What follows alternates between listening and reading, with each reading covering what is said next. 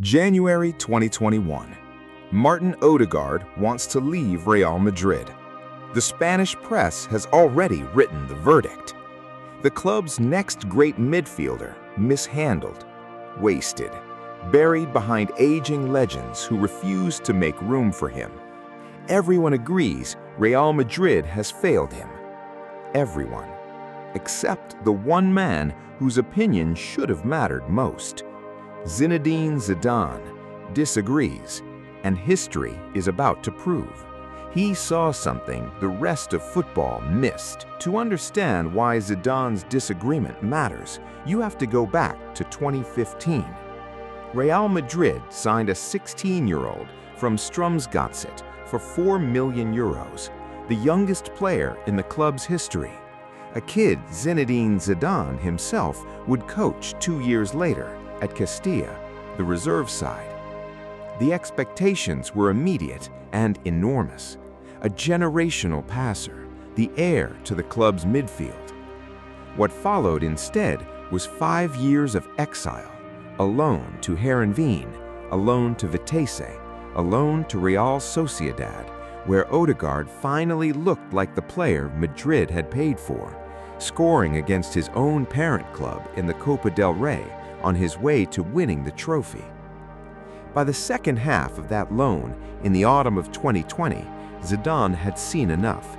He asked the club to bring Ødegaard back early, not because someone else demanded it, because he wanted him. Ødegaard returned to a Real Madrid squad that had just won the league, while somehow also chasing down Lionel Messi's 20 goals and 20 assists in the same season. Standing between Ødegaard and a starting shirt, Luka Modric, Toni Kroos, Casemiro, 3 of the most decorated midfielders on the planet, plus a young Fede Valverde who had already forced his way past him in the pecking order. Ødegaard started 3 league games, then a knee injury, then a positive COVID test. The minutes never came, and by January, he'd decided he was done waiting. This is the part of the story everyone got wrong at the time.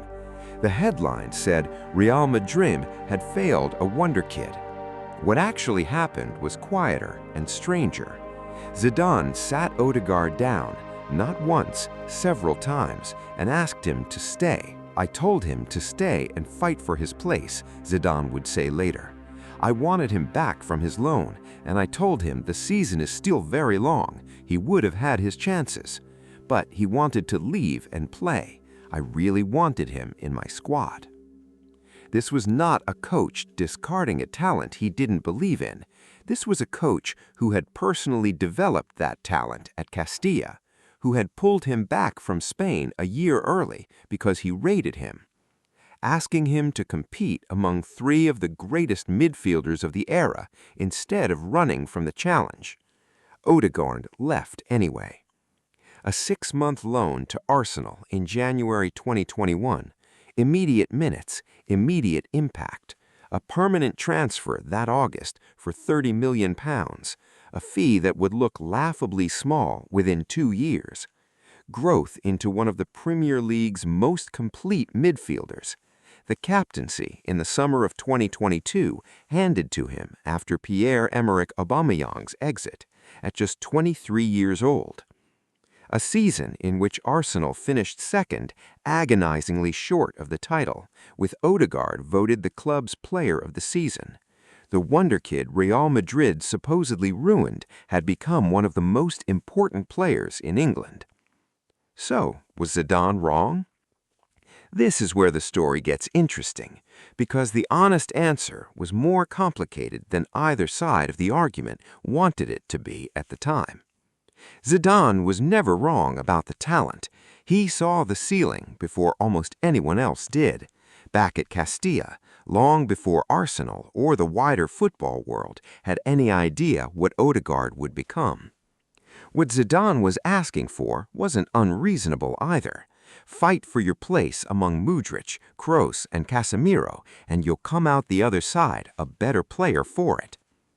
That is exactly the environment that shaped Valverde into what he became.